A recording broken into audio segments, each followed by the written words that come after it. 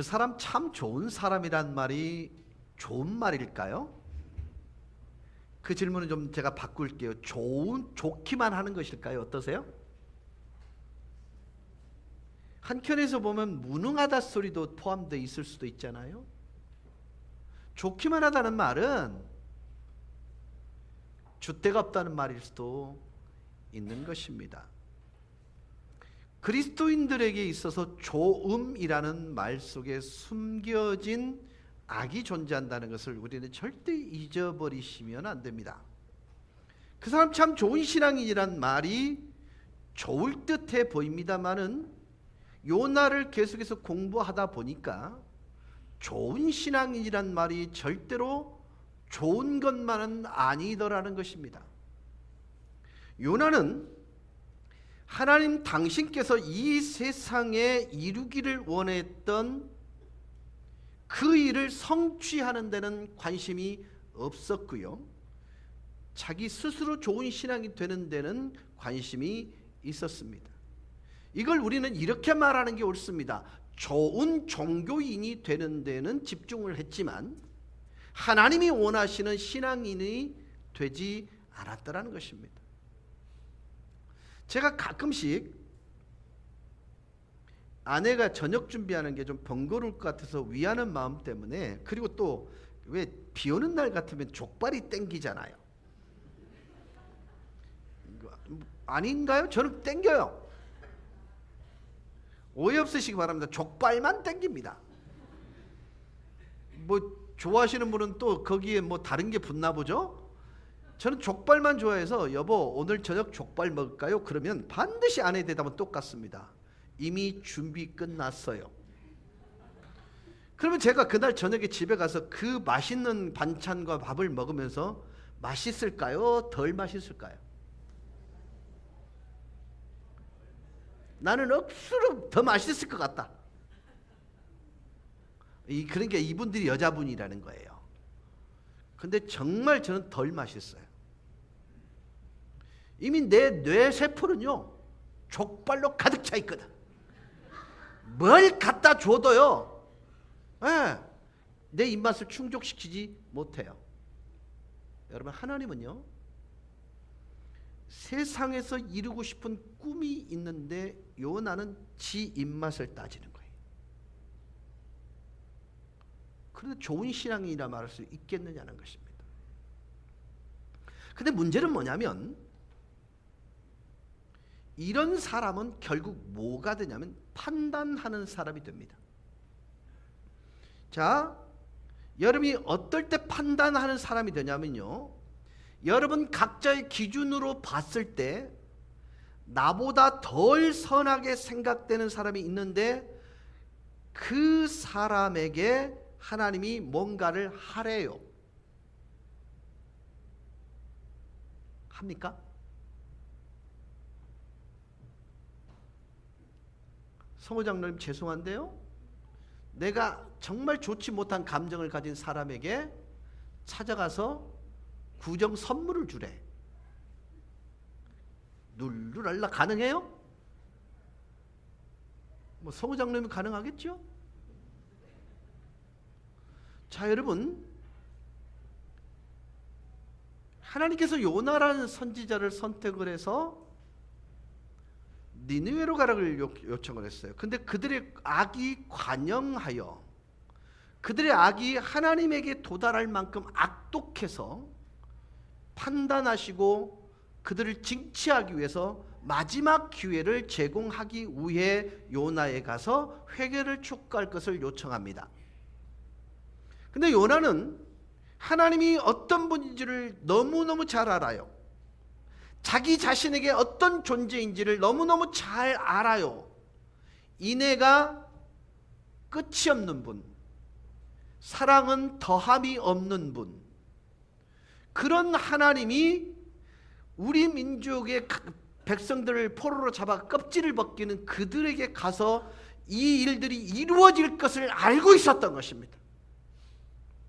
회개하는 자를 돌이켜서 결국 자신과 같이 하나님의 사람이 될 거라고 알고 있었는데 그는 그것이 싫어서 판단이 되어서 그들은 가로 안에 들어오면 안 된다는 판단 하에서 결국 그는 다시스로 간 것입니다. 자, 여러분 기억하십시오. 하나님이 세상에 이루기를 원했던 그 일을 성취하는데 나를 온전히 드리지 아니할 때 내가 어떤 사람이 되냐면 판단하는 사람이 된다는 것입니다. 내가 주인이 됐을 때 하나님의 식과 법, 하나님의 의지를 따라 하나님의 하살 손가락 방향에 따라 내 삶의 지침이 결정되는 그리스도인들이 나와 좀 불편함에 놓여 있는 사람에게 그 일들을, 하나님이 나에게 행하신 일들을 이루시기를 원한다 했을 때 우리는 판단자가 됩니다. 저 사람은 그럴 대상이 못 돼. 그렇죠? 여기 죄송합니다. 이거는 적절한 예가 아닌 줄 알면서 이렇게 해야 쉽게 이해가 될 것입니다. 여기 분명히 국민의힘 지지자들이 있을 것이고 더불어민주당 지지자들이 있을 거예요. 여러분 얼마나 무서운 시기가 되냐면요. 적어도 예를 들어 국민의힘이 있는 분들은요, 더불어민주당 그 지지자들이 구원받으면 안 된다는 생각까지 미칠 거란 말이에요. 또 더불어민주당 지지자들은요, 국민의힘들이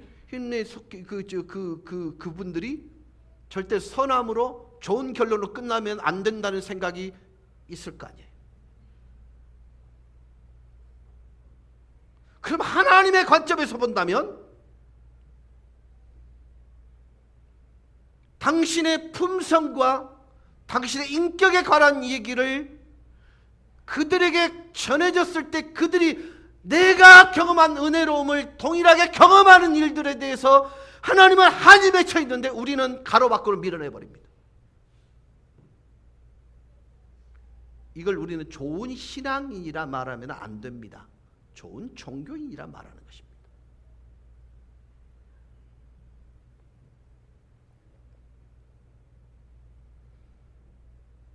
여러분, 내 기준으로 봤을 때 나보다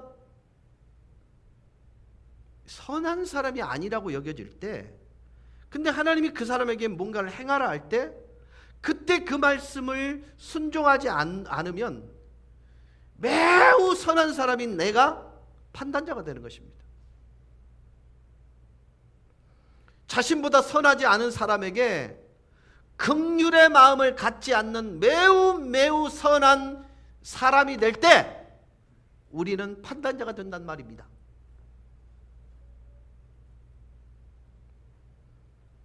하나님의 은혜로 저와 여러분 정말 선한 사람이 되었습니다. 그런데 문제는 내 자신이 어떤 은혜를 받았는지를 이제 아픕니다. 나 역시 매일매일 하나님의 은혜가 함께하고 있어야 되는 존재인지를 이제 아픕니다. 다른 사람들과 똑같이 나 역시 하나님의 은혜와 하나님의 사랑이 필요한 존재라는 것을 이제 아픕니다.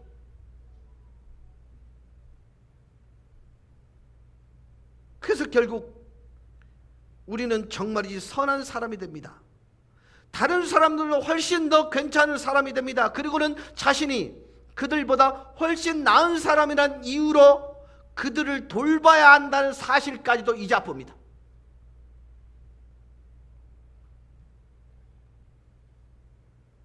그 결과가 무엇입니까? 세상 사람들이 우리를 보고 교회를 보고, 교회가 뭔 필요가 있어? 교회가 하는 일이 뭔데?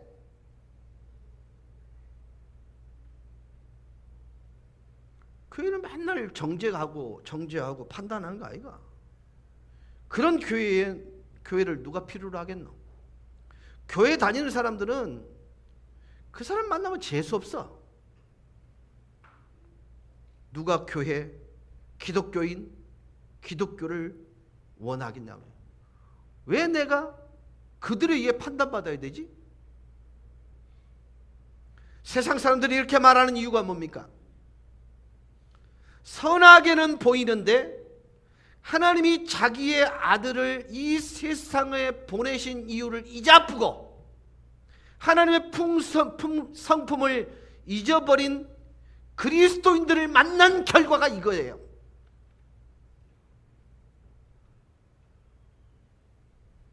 요나는 매우 잘 알고 있었던 하나님에 관한 그것을 세상 밖, 즉 교회 담장 밖에 있는 사람들은 전혀 모릅니다. 하나님은 은혜로우시고 긍휼이 많으신 하나님이라는 사실을, 내가 경험한 하나님은 은혜의 하나님이요 긍휼이 많으신 하나님이란 그 사실을, 화내기를 더디하실 뿐만 아니라 사랑은 충만하신 분이라는 것, 그리고 사람들이 회개하게 될 때 그 회개에 대한 회개에 응답하시는 하나님이라는 사실을 그들은 모릅니다.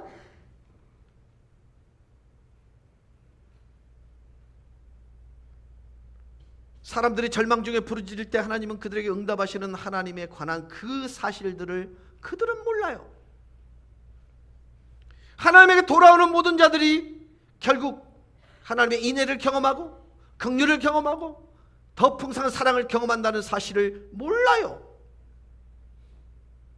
선한 성도가 되는 것, 도덕적인 사람이 되는 것, 너무너무 좋은 일입니다. 십계명을 잘 지키는 사람, 여러분 가만히 생각해 보면 이게 얼마나 무섭고 위험성이 있는지를 몰라요. 여러분 십계명을요 꾹 짜면 딱 두 문장으로 완성됩니다. 그게 뭐예요? 하나님 사랑, 이웃 사랑입니다. 맞습니까? 근데 우리는 조목조목 퍼즐처럼 하나를 갖고 그 잣대로 그리고 판단의 기준으로 삼아버립니다. 여러분 십계명을 지키는 사람이 되는 것은요 그 지키는 일에만 몰두하는 것입니다. 다시 말해서 우리는 이런 일을 하면서 스스로 자아도취 하는 모습이 보여질 수 있다는 것입니다. 종교가 자신의 모든 것이 되어버리는 것입니다. 그리고 하나님의 목적이 무엇인지는 생각하지도 않습니다. 여러분 주일날 예배 드리는 이 행위 자체가 완성이라 판단하시면 큰일 나지요. 너 왜 교회 안 나왔어? 하나님이 기뻐하시겠나? 물론 이 답 자체는요 절대로 틀린 답이 아닙니다. 질문도 틀린 질문이 아닙니다. 그런데 내가 지금 판단하고 있잖아요. 네가 있잖아 하나님의 은혜를 못 누린 이유가 뭔지 아나? 너처럼 신앙생활 하니까 그런 거야. 여러분 우리는요 우리 자신의 인생을 100% 하나님께 드릴 수 있어요. 하지만 세상을 향한 하나님의 목적에는 절대로 순복하지 않더라는 것입니다. 그리고 세상에 대해서는 판단하는 사람이 되더라는 것입니다. 그래서 요나처럼 세상을 향한 하나님의 은혜와 하나님의 사랑을 전하는데 오히려 방해거리 또는 문제거리가 될 수 있더라는 것입니다. 오늘 요나의 얘기를 마무리하면서 다음 주까지 이어지겠습니다마는 교회에 계신 이 자리에 앉아 계신 여러분께 질문 하나 드립니다. 물론 저를 포함해서 드리는 질문입니다. 여러분 하나님께 순복해 보신 적 있으세요?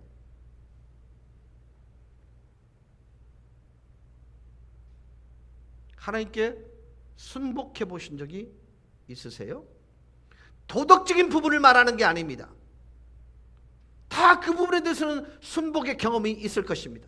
좋은 아빠 되는 것에 대해서 묻는 게 아닙니다. 이 부분에서도 분명히 순종의 경험이 다 있으실 것입니다. 윤리적, 도덕적인 것에 관련된 하나님의 뜻에 여러분은 순종해 오셨습니다. 그렇게 해오신 것을 압니다. 그러나 저의 질문은 이것입니다. 하늘 아버지께서 우리에게 요구하실 때 그 하늘 아버지께 다음과 같이 말해본 적이 있느냐는 것입니다. 하나님, 세상을 향한 당신의 목적에 순종합니다.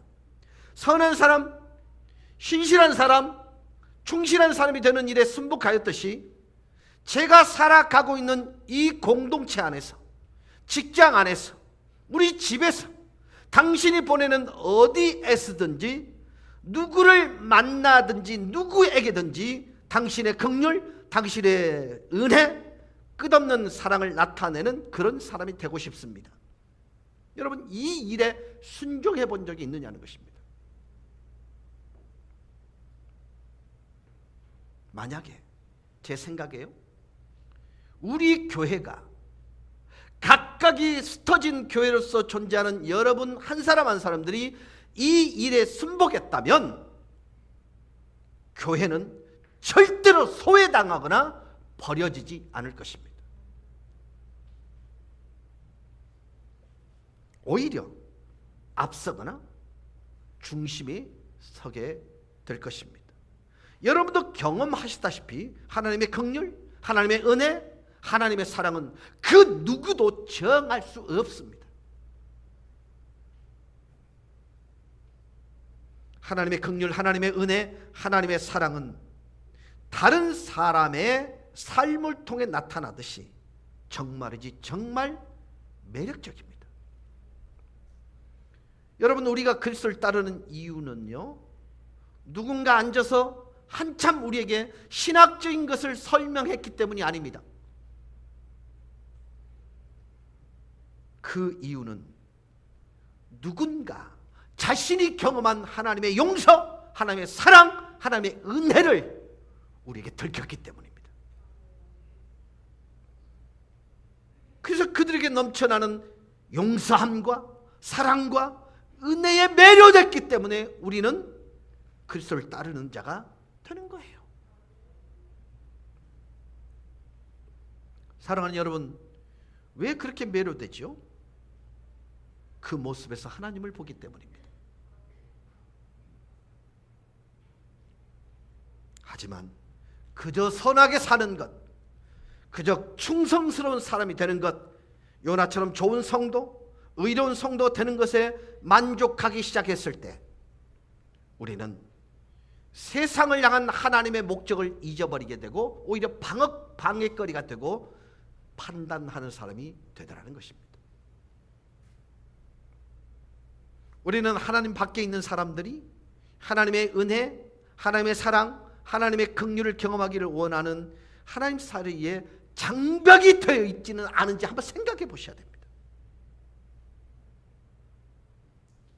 주님은 화목케 하는 제물이셨습니다. 하나님과 인간 사이에 사랑의 교각이 된 것입니다. 여러분, 성도라는 존재는 하나님과 세상 사이의 브릿지입니다. 그런데 세상을 하나님의 꿈을 우리가 잊어버린다면 우리는 절대로 그 역할을 할 수 없고 오히려 장애물이 되는 것입니다.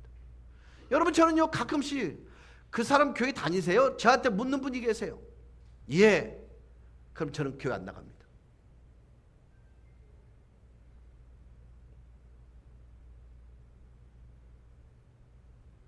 여러분, 예수 믿는 사람은요 다르게 생각해야 돼요. 다르게 말해야 돼요. 다르게 사는 걸 통해서요 그리스도 예수가 어떤 존재인지, 그분이 우리에게 내게 긍휼을 베푸심이 뭔지를 보이며 살아가는 존재가 우리 그리스도인들이에요.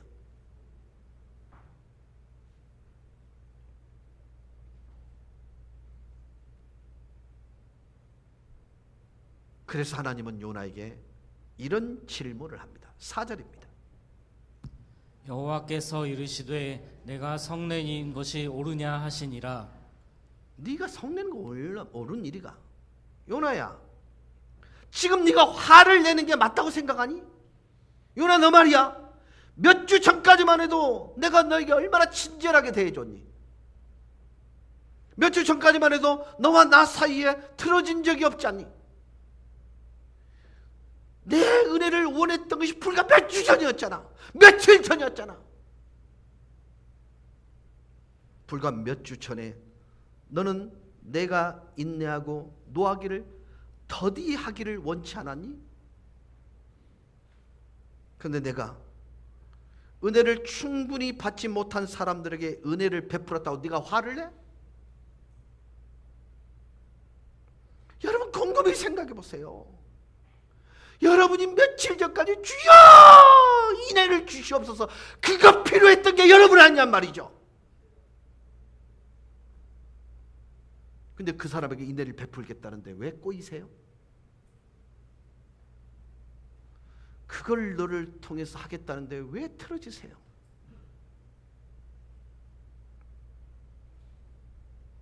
문제는 요나가 아무 말도 안 하고 니느웨 성이 잘 보이는 언덕으로 올라가 봅니다.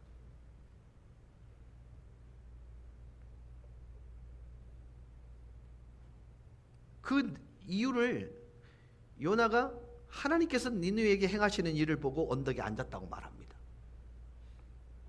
그저 언덕에 앉아서 니느웨를 바라봅니다. 그가 그렇게 언덕에 앉아 있는데요. 여러분, 이 지금 니느웨가 어디라 그랬죠? 이라크입니다. 성지순례를 가보면요, 여기 감당이 안 돼요. 그 지역의 주변국을 가보면요, 정말이지 덥습니다. 그래서 하나님께서 요나를 위해서 박넝쿨을 준비했다고 말합니다. 요나는 그 박넝쿨 그늘 아래 자리를 잡습니다. 너무 마음에 듭니다. 그런데 그 다음을 보면 하나님이 벌레를 보내셨다는 내용이 나와요. 근데 또 24시간 안에 그 벌레들이 박넝쿨 뿌리까지 갉아 먹어치워서 시들어 죽고 맙니다. 이것 때문에 요나가 또 화가 납니다. 여기도 화가 나는데 동풍까지 보냅니다. 여러분, 이야기 전체를 흩어다 보면 뭔가 하나님은 계속해서 요나를 향해 보낸 것을 발견할 수 있습니다. 물고기 보내셨죠, 박넓쿨 보내셨죠, 벌레 보냈죠, 동풍까지 보냅니다. 여러분, 이 지역은요 30분 내지 45분 안에 기온이 15도에서 20도를 상승시켜요. 거기다가 동풍까지 불어보세요. 뜨거운 바람으로 기온이 급격하게 올라갑니다. 근데 이 모든 일이 갑작스럽게 일어나게 됩니다. 요나는 힘들 수밖에 없었습니다. 그때 하나님이 그에게 말씀하십니다. 여기 바로 이 이야기의 교훈이 나옵니다. 바로 거울이 우리 앞에 나타나는 것입니다. 선한 교회 성도인 우리들은 이때 정말 오랜 시간 동안 주의 깊게 그 거울을 바라보면서 쉽지 않은 질문을 해야 맞습니다. 9절입니다. 하나님이 요나에게 이르시되 내가 이 박넝쿨로 말미암아 성내는 것이 어찌 옳으냐 하시니 그가 대답하되 내가 성내어 죽기까지 할지라도 옳으니이다 하니라. 하나님, 지금 저는요 박넝쿨 때문에 화가 나 죽겠습니다. 저에게 지금 중요한 것은요 그늘이 사라졌다는 거예요. 10절입니다. 여호와께서 이르시되 내가 수고도 아니하였고 재배도 아니하였고 하룻밤에 났다가 하룻밤에 말라버린 이 박넝쿨을 아꼈거든. 긍휼과 동정의 마음을 하찮은 박넝쿨에도 가졌는데 하물며 11절입니다. 11절 말씀 같이 봅니다. 하물며 이 큰 성읍 니느웨에는 좌우를 분변하지 못하는 자가 12만여 명이요 가축도 많이 있나니 내가 어찌 아끼지 아니하겠느냐 하시니라. 여기서 아끼지라는 말 속에 긍휼히 여기지 않겠느냐, 동정하지 않겠느냐 말을 넣어도 무리가 없습니다. 요나서는 여기서 끝이 납니다. 여러분, 문학적으로 보면 이 끝맺음은요 좋은 끝맺음이 아닙니다. 요나서는 요나가 말하고 하나님이 대답하고 이런 식으로 진행이 되는데요, 이 마지막 절, 이 구절은 요나서의 마지막인데요, 하나님이 진짜 하고 싶은 말이 여기에 담겨져 있습니다. 하물며 네가 박넝쿨의 동정함과 인애를 그렇게 갖고 있는데 하물며 이 큰 성읍 니느웨에는 좌우를 분별하지 못하는 자가 12만 명이요 가축도 많이 있나니 어찌 내가 긍휼히 동정하지 않겠느냐. 요나서 끝났습니다. 이제 집에 가셔도 됩니다.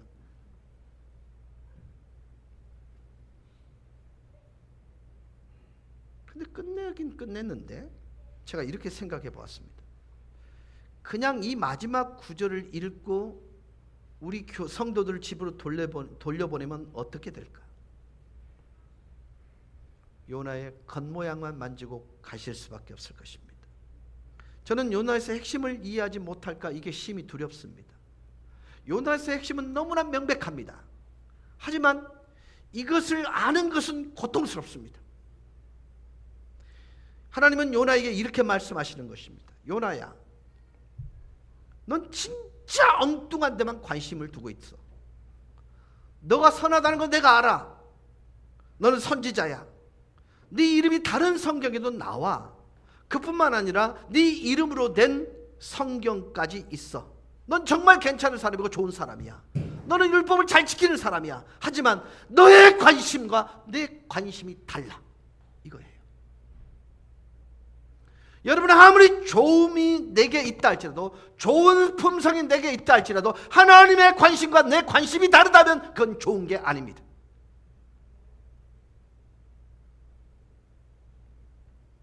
넌 정말 엉뚱한데 네 관심을 쏟고 있어. 요나야, 너는 내가 무엇에 관심을 두고 있는지 아니? 나의 관심은 사람이야. 요나, 넌 도대체 어디에 관심을 두고 있는지. 박능클요, 나 자신요, 지금 저는 너무 더워요. 정말 싫어요. 여기 다시는 오지 않을 거예요. 요나야, 나의 관심은 니느웨 백성이란다. 네 관심은 뭐니? 저 자신요, 날씨가 너무 더워요. 저는 유대인이고요. 집에서 너무 멀리 떨어져 나왔잖아요. 800km를 걸어왔잖아요. 다시 집으로 돌아가야 합니다. 요나야, 나는 이 백성들에게 관심 있어. 너는 무엇에 관심을 두니? 요나야, 이 목사, 나는 이 세대에 관심 있단다. 너의 관심은 뭐야? 이걸 묻고 있는 것입니다.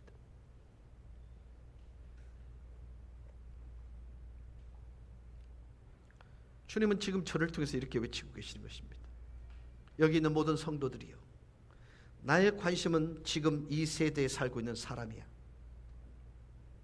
지금 너와 함께 직장 생활하는 그 동료야. 사무실에 있는 그 여직원이야. 아무도 말을 걸어주지 않는 그 여직원, 모든 사람들의 입방아에 오르내리는 그 여직원. 나는 너희 이웃 주민에게 관심이 있고, 나는 네가 그토록 싫어하는 그 사람에게 관심이 있어. 그래, 난 그 사람에게 난 관심 있어. 난 너의 장모님에게, 너희 부모에게 관심 있어. 내 관심은 말이다, 이 세대의 모든 사람들이야. 너의 관심은 뭐니? 박능클요, 나 자신요. 여러분, 요나 얘기는 이 얘기인 것입니다.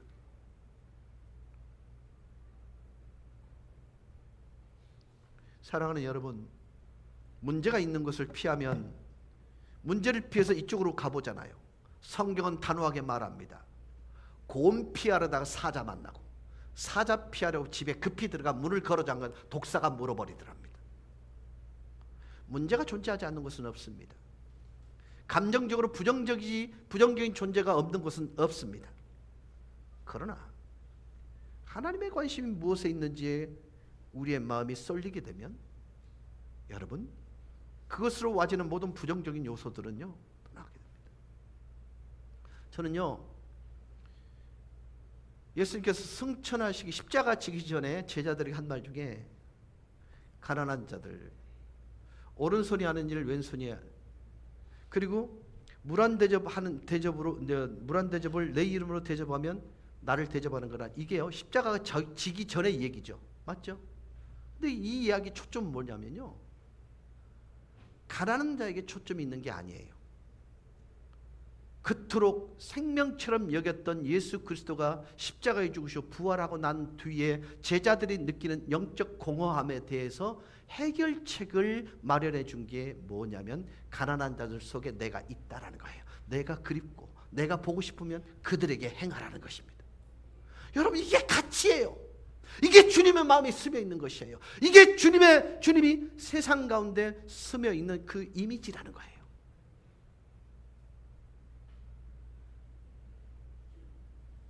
다르게 질문 하나 드리겠습니다. 여러분, 왜 화나셨어요? 요나는요, 박능쿨 때문에 화가 났대요. 뭐 때문에 화를 내십니까? 제가 뭐 때문에 화가 난지 아세요? 간단합니다. 내 뜻대로 안 풀리면 화가 납니다.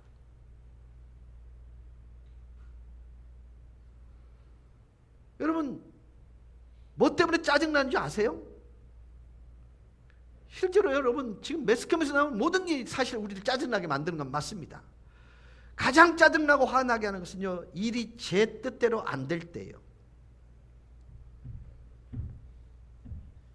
그럼 여러분의 관심이 뭐예요?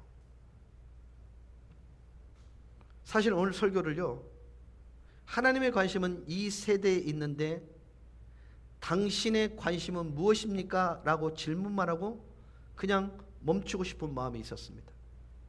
그냥 생각은 여러분이 하시라. 근데 공평하지 않았습니다. 왜 공평하지 않는지를 말씀드리려고 합니다. 혹시 이 말씀을 들을 때 그냥 객관적으로 던지는 말씀이라 여기시면 됩니다. 누군가를 타켓으로 삼아 말씀을 드리는 게 아닙니다. 제가 질문만 하고 멈춰버리는 것이 왜 불공평하냐, 이 말씀이 어떤 의미인지 이해하고 그것을 행하는 사람들에게 생각보다 여러분은 둘러싸여 있다는 사실을 몰라요.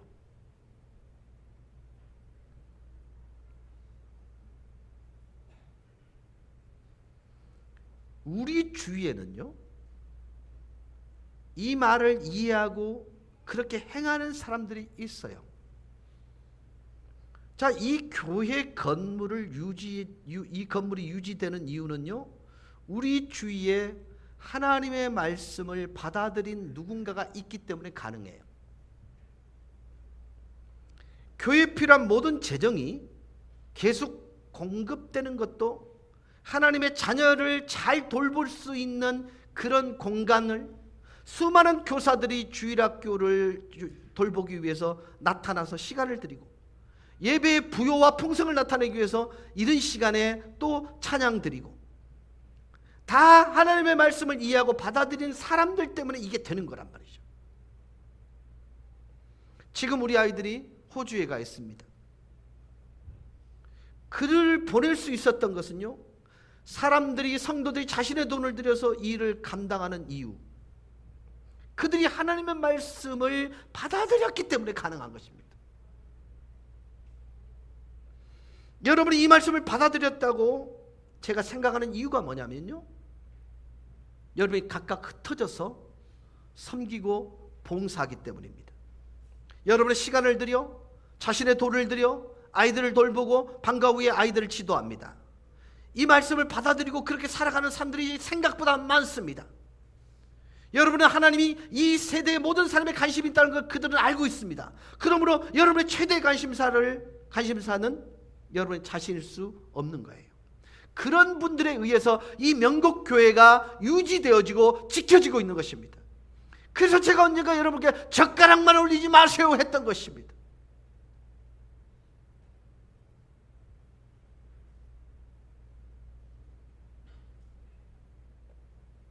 이런 분들은요, 상식적으로 이해할 수 없는 일들을 행합니다. 사랑하는 여러분, 만약에 여러분들이 하나님의 관심과 여러분의 관심이 일치하고 누군가에게 그리스도의 긍휼, 그리스도의 인애, 그리스도의 사랑이 우리를 통해서 전달된다면 그 일은요, 세상을 변화시키는 능력을 갖게 됩니다. 이건 과장이 아닙니다. 세상이 하나님과 교회를 바라보는 눈을 변화시킬 수 있습니다. 여러분은요, 여러분 자신의 시간, 가장 소중한 자산, 기술, 학교에서 배운 것들, 재능을 들여 이 이해할 수 없는 일들을 수종 들고 있는 것입니다. 이 모든 자원을 들여서 세상을 향한 하나님의 목적을 이루는 일에 헌신하는 것입니다. 여러분은 세상을 향한 하나님의 목적에 순복하는 것, 백기를 드는 것이 무엇을 의미하는지 이미 들으셨습니다. 이제는 책임 회피할 수 없습니다. 적어도 이 사실을 아는 사람의 삶을 변화하게 만듭니다. 사람들이 하나님께 나가게 만들고, 사람들이 교회에 나오도록 하고, 사람들을 그리스도께 인도하는 것입니다. 이 일들이 가능한 것은 신학을 통해서가 아닙니다. 어려운 질문에 대한 대답을 잘했기 때문이 아닙니다. 그들은 여러분을 통해서 그리스도께 인도되는 것은 하나님이 관심을 두는 것에 여러분의 관심을 두었기 때문에 가능한 것입니다.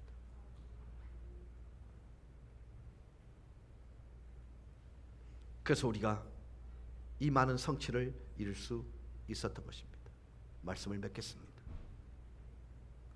오늘 말씀의 요약은 그렇습니다. 여기 있는 여러분들 놓고 좋지 않은 신앙인이라고 저는 절대 판단하지 않습니다. 정말 좋은 신앙인들입니다. 기도하고 예배드리고 그리고 하나님의 말씀에 집중하고, 그러나 요나일 수 있다는 사실을 배제해서는 안 된다는 것이죠. 하나님의 관심이 나의 유일한 관심의 대상이 되지 않으면 우리는 요나입니다.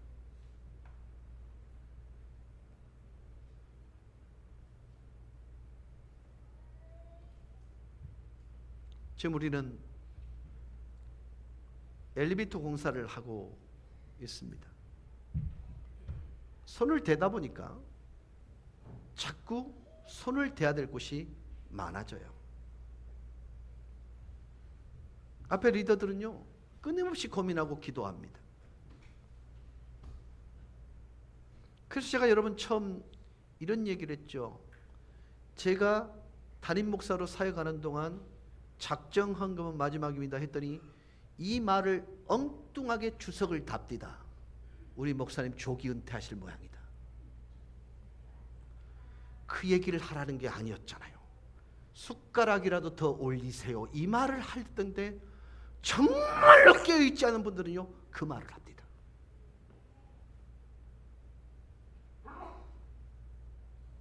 어떻게 그 말을 그렇게 할 수 있는 천재적인 발상이에요. 제가 볼 때.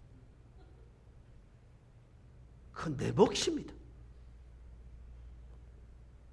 그저 우리가 하나님의 손가락 방향이 어디에 있는지를 가리키는 방향으로 가면 거기에 해답이 있는 것을,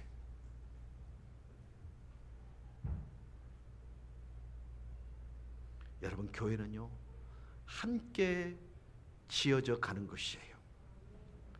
그게 힘을 발휘하게 될 때 능력이 되고 지역을 변화시킬 수 있는 것입니다.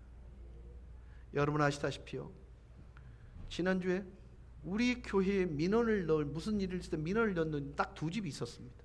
근데 요즘은 이제 안 넣으세요. 너무 곤란한 일이 많았습니다. 근데 끊임없이 관심을 가졌고 호의를 베풀었고 예수 믿는 사람은 다른 느낌들을 계속 제공하려고 노력을 했는데 그분이 마침내 그분 중에 한 분이 등록을 하셨습니다. 여러분, 이게 교회의 영향력입니다.